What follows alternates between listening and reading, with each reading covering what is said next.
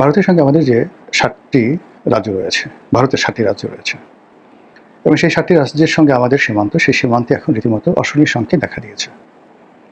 অনেক আগে থেকেই মায়ানমারের সীমান্তে আমরা বলতে গেলে বিপদগ্রস্ত অবস্থায় আছি। বাংলাদেশ এবং মায়ানমারের যে নো ম্যানস ল্যান্ড আছে, সেই এলাকা ঘিরে লক্ষ লক্ষ রোহিঙ্গা, হাজার হাজার অস্ত্রধারী বিভিন্ন জাতিগোষ্ঠীর যারা যোদ্ধা, সেখানে আরাকান আর্মি, কুকিচিন থেকে শুরু করে আরও অনেকে। আর সীমান্তের এপারে বাংলাদেশে প্রায় 15 লাখ রোহিঙ্গা, এদের একটা বিরাট অংশ অপরাধী, বিরাট অংশ অস্ত্রধারী।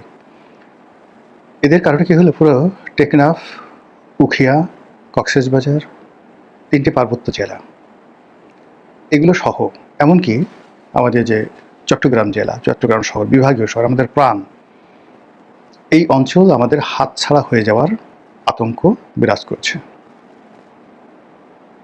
এবং যে ধরনের কথাবার্তা ব্যাংকক থেকে আরাকান আর্মি বলছে, কুকিচিন বলছে, যে সকল কথাবার্তা আমেরিকার যে সকল বুদ্ধিজীবী রয়েছে যারা বার্মা অ্যাক্ট বাস্তবায়ন করতে চায়, তারা আমাদের ওই অঞ্চলকে কেন্দ্র করে, অর্থাৎ বৃহত্তর চট্টগ্রামকে কেন্দ্র করে এবং মায়ানমারের আরাকান অঞ্চলকে নিয়ে একটি খ্রিস্টান রাষ্ট্র গঠন করার যে পরিকল্পনা তারা করে যাচ্ছে, এবং সেই পরিকল্পনার প্রেক্ষিতে সেখানে যেভাবে যুদ্ধ বাঁধিয়ে রাখা হয়েছে, এটি আমাদের দেশের যারা নিরাপত্তা বিশ্লেষক, নিরাপত্তা রক্ষার দায়িত্বে যারা আছেন, সেনাবাহিনী, তাদের ঘুম রীতিমতো হারাম করে ফেলেছে।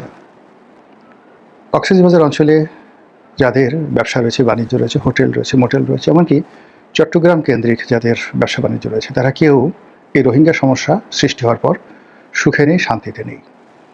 আমাদের আবেগেবেগ প্রবণ বাঙালি যখন এই রোহিঙ্গা সমস্যার সৃষ্টি হলো, তাদেরকে আহলান সাহালান স্বাগতম জানানোর জন্য হাজার হাজার মানুষ, এই দাড়ি টুপিওয়ালা আমাদের ইসলামপন্থী যারা লোকজন রয়েছেন, তারা ইমানি দায়িত্ব পালন করার জন্য কক্সবাজারে ছুটে গেলেন। ওই সময়তে আমি বলেছিলাম যে এরা এতটা খারাপ, এতটা বজ্জাত, এই রোহিঙ্গারা, তাদের ইতিহাস, এই মুঘল আমলের তারা কি অপকর্ম করেছে, এগুলো নিয়ে আমি টেলিভিশন টক শোতে বহুবার বলেছি এবং বাংলাদেশ প্রতিদিন পত্রিকায় লিখেছি যে এদের মতো এরকম বাজে স্বভাবের কোনো লোক নেই। আজকের যারা আলেম ওলামা তাদেরকে স্বাগত জানাচ্ছেন। খুব দ্রুত এদের জন্য সবাইকে কাঁদতে হবে এবং এখন পরিস্থিতি প্রায় সেই পর্যায়ে রয়ে গেল। এবার আমরা এই সীমান্ত বাদ দিয়ে পশ্চিমবঙ্গের সঙ্গে আমাদের যে সীমান্ত রয়েছে, সেই সীমান্তর কয়েকগুলো এলাকা, যশোর, খুলনা, এরপর কুষ্টিয়া, এরপর চাঁপাইনবাবগঞ্জ, এরপর আমাদের উত্তরবঙ্গের দিনাজপুর, শিলিগুড়ি, এই যে অঞ্চলগুলো রয়েছে। তো এখানে আমাদের যে মোটামুটি একটা সহাবস্থান, শান্তিপূর্ণ একটা অবস্থান ছিল মমতা ব্যানার্জির জমানাতে।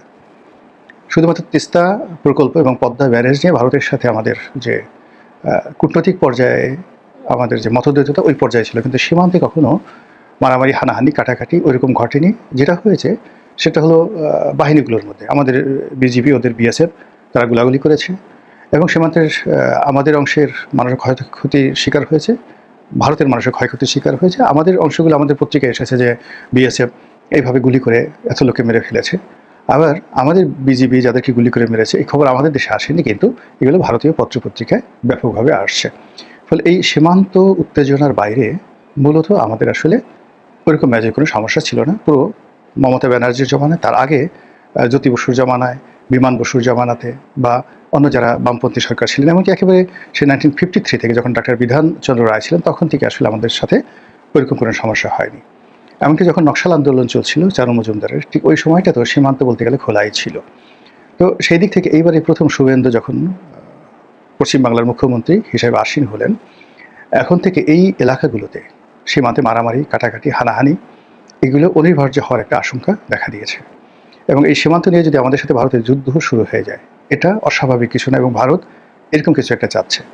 গত 2 বছর ধরে আমরা শুনে আসছি ভারতের পত্রপত্রিকায় ভীষণভাবে ভারত সরকারকে প্রভোগ করা হচ্ছিল যে এখনই বাংলাদেশে সৈন্য পাঠিয়ে বাংলাদেশ দখল করা উচিত, এখনই সার্জিক্যাল স্ট্রাইকস চালিয়ে মোহাম্মদ ইউনূসের সরকারকে, তারা ঠাট্টা করে ডক্টর মোহাম্মদ ইউনূসকে মোহাম্মদ ইউনূস বলতো, আর কেউ কেউ বলতো মিয়া ইউনূস, ওই যে একজন পর্নো তারকা আছেন মিয়া খলিফা, সেই মিয়া খলিফার নামের সঙ্গে ডক্টর মোহাম্মদ ইউনূসের একটা নাম সংযোগ ঘটিয়ে তাকে একজন বাজে মানুষ হিসেবে চিহ্নিত করার মানুষে ভারতীয় পত্রপত্রিকার বা সাংবাদিক যে সকল লোকজন ইউটিউবে আসতো বা তাদের যে সকল মিডিয়াতে তারা কথা বলতো, তারা এই দুটো শব্দ উচ্চারণ করতো, মোহাম্মদ ইউনুস, এখানে মোহাম্মদ শব্দটিকে অপমান করা হতো, আর মিয়া ইউনুস মানে এখানে মিয়া কথা বলে ওই মিয়া খলিফার সঙ্গে মিলিয়ে ডক্টর মোহাম্মদ ইউনুসকে লাঞ্ছিত করার চেষ্টা করে। তারা বলতো যে আমরা ওখানে কামান সেট করেছি, আমরা ওখানে দূর পাল্লার বা মাঝারি পাল্লা ক্ষেপণাস্ত্র করেছি, ওখানে 1 ব্যাটালিয়ন সৈন্য আছে, ওখানে 1 রেজিমেন্ট সৈন্য আছে, এরকম নানা রকম গল্পগুজব শুনে আমরা ভয় ছিলাম যে কোনো সময় সীমান্তে মারামারি লেগে যেতে পারে।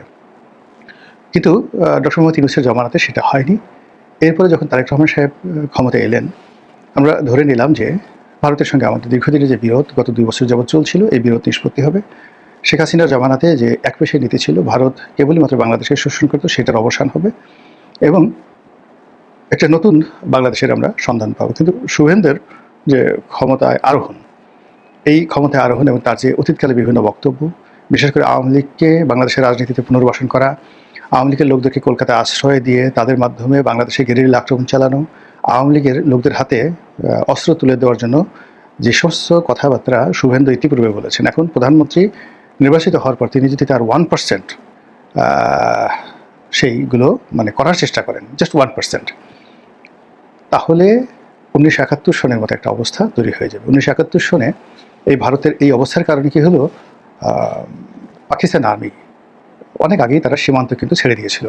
1971 সালের যে 26শে মার্চের পরের থেকে পুরো সীমান্তের যে নিয়ন্ত্রণ, এটি বাঙালিদের হাতে ছিল, মুক্তিযোদ্ধাদের হাতে ছিল, ভারতের হাতে ছিল।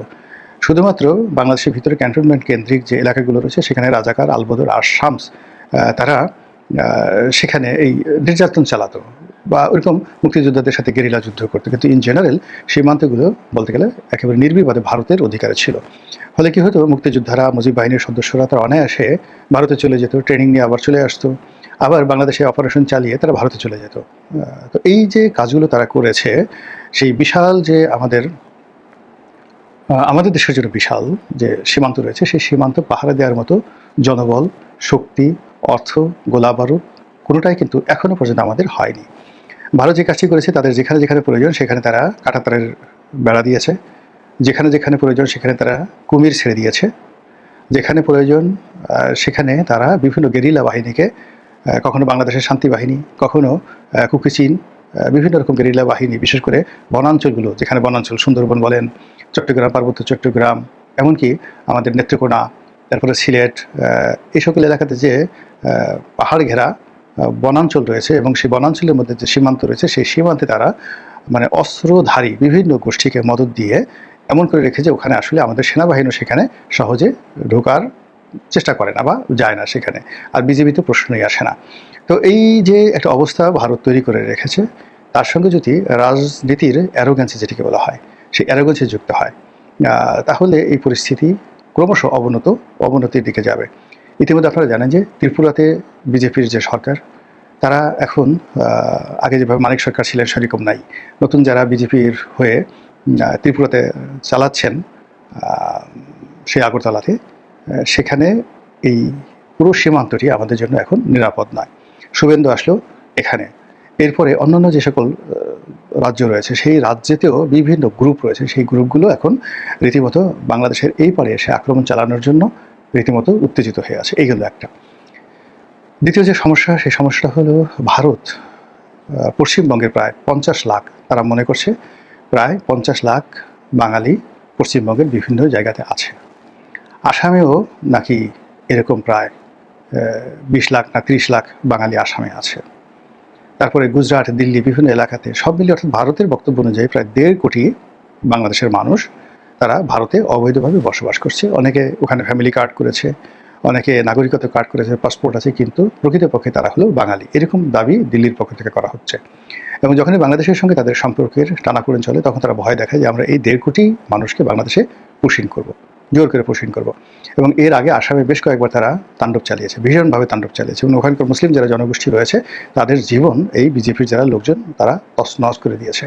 ওটা নিয়ে আমাদের বাংলাদেশের এই পারে, সীমান্তের এই পারে বেশ উত্তেজনা দেখা দিয়েছিল, কিন্তু শেষ পর্যন্ত ভারত সেটা পাঠায়নি, বা কিন্তু ওটাকে একটা হাতিয়ার হিসেবে ব্যবহার করার জন্য তারা রেখে দিয়েছে। তো এখন আবার এই নতুন তারেক রহমান সাহেবের জমানাতে যখন কথা ছিল বর্তমান সরকারের সাথে একটা ভালো সম্পর্ক হবে, অতীতের যে সমস্যাগুলো আছে সেই সমস্যাগুলো সমাধান করার জন্য উভয় সরকার প্রাণান্ত চেষ্টা করবে, কিন্তু সেটা না করে বরং আরও নিত্য নতুন এই যে সীমান্তের সমস্যা, পুশিন সমস্যা, ভারতীয় নাগরিকদেরকে বাঙালি বলে বাংলাদেশের মধ্যে ঢুকানোর জন্য যে চেষ্টা, এই জিনিসগুলো ভারত যে আবার শুরু করেছে তা বহন করার ক্ষমতা আমাদের এই রাষ্ট্রের নেই, আমাদের নাগরিকদের নেই, আমাদের সেনাবাহিনীর নেই। একমাত্র আল্লাহ রাব্বুল আলামিন জানেন যে ভারতের এই আগ্রাসন থেকে আমরা আসলে কীভাবে মুক্তি পাব।